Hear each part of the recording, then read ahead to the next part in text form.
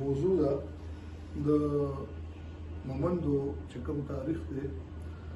اول خو دا چې د پښتنو تاریخ مونږ ډېر شاته ځو، هسې خو دعوه کوو، پښتانه دعوه کوي چې یاره 3000 کاله زموږ تاریخ دی، خو مونږ چې 1500 کاله یا 600 کاله شاته لاړ شو نو توره تېرۍ هېڅ هم نه وي. او اباسین صاحب وایي چې پښتنو ته نړۍ ته دا تهذیب پښتنو ښوولی دی. نو زه دا وایم چې دا تهذیب مونږ ته هغې ښوولی دی که مونږ هغې ته ښوولی دی. دا افلاطون یا د افلاطون استاذ سقراط یا د افلاطون شاګرد ارسطو، نو دا آیا پښتنو کې پیدا شوي دي؟ د نن نه زرګونه کاله مخکې داسې ووایم چې 2000 کاله مخکې 2500 کاله مخکې هغوی یونیورسټۍ جوړولې، افلاطون یونیورسټي جوړه کړې وه، او بیا د هغوی شاګرد ارسطو یو داسې سړی تیار کړو په خپل هغه باندې، په خپل علم باندې او په خپل تعلیم باندې هغه داسې کس تیار کړو چې هغه د دنیا د نیمه دنیا هغه فتح کړه. سکندر د ګریټ الکسندر، سکندر اعظم. نو دا تاریخ او دا شعور چې کوم دی نو دا مونږ دنیا ته نه دی ښوولی، زمونږ شاته هېڅ هم نشته دی. مونږ 600 کاله چې شاته لاړ شو نو د پیر روښانه پورې ورسو، نو تر پیر روښان نه بیا شاته مونږ سره که څه شعر نیم راغلي نو هغه هم څه حوالې نشته دی، ثبوتونه نشته دی، بس مفروضې دي راغلي دي. نو چې زموږ هر تاریخ زموږ ورک دی، هر تاریخ د پښتنو تاریخ چې کوم دی هغه ورک دی. او که مونږ د پښتنو بیا تاریخ معلومو او راخل وي نو بیا به ورپسې مونږ چاله ځو؟ د بابر تاریخ له به ځو. بابر چې کوم تاریخ لیکلی تاسو کې بابري کې، هغې کې مونږ هلته نه خپل شیونه راخلو. که مونږ مومند راخلو، نور څه راخلو، نو مونږ به د بابر نه راخلو. بابر زموږ خپل سړی خو دا خو زموږ بدقسمتي ده چې بابر راغو او د پښتنو حکومت یې ختم کړو، زموږ تاریخ په باندې واوا کوي، تاریخ په باندې خوشحال دی. د بابر نامې خپلو بچو لږدي، او دا نه وایي چې ابراهیم خان لودي کوم چې د پښتنو حکومت و هغه ختم کړو، او په دغه ځای کې د پښتنو چې کوم 300 کاله کنټینیو حکومت و دغلته سر ته ورسېدو. نو مونږ هغه چې کوم تاریخ لیکلی دی دغه ځای نه مونږ تاریخ راخلو، بیا مونږ چې کوم بل تاریخ راخلو نو د سرولفکیرونه بیا راخلو. نو پښتنو خپل تاریخ کم دی، چا لیکلی دی، مونږ بیا کوم ځای نه راخلو؟ خو یا به سرولفکیرونه راخلو او یا به د بابر نه راخلو. مونږ که د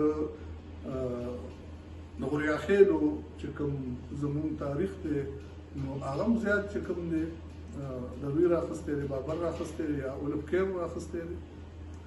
نو نن چونکې زما په مومندو باندې سپیچ دی، په مومندو باندې خبرې دي. مومند څوک و؟ آیا مومند څوک و؟ څنګه هغه سلوګه مومند بابا دوی خو هغه شجره چې کومه ده هغه ته رسولې ده، کومه چې زموږ د اسرائیلو نظریه ده چې بني اسرائیل دی، پښتانه بني اسرائیل دی. نو مومند بابا یې هغه ځای ته رسولی دی. مومند غوریا خیل دی، د غوریا اولاد دی، د غوریا اولاد کې خلیل مومند د وزې او بیا زیړانې، سمکنې او ملا غوري. بیا دا د چا اولاد دی؟ د شربون دی، خرشبون دی، څه نامې راغلي دي. هغه د چا اولاد دی؟ د سړبن. نو مونږ خو ټیک ده د سړبن مو منو چې پښتانه په دې کې غوریا خیل چې دي دا سړبني دي، بل طرف ته کرلاني دي. بل طرف ته بیٹنی دي دا درې دي د چا اولاد کړی دی دا کړی دی د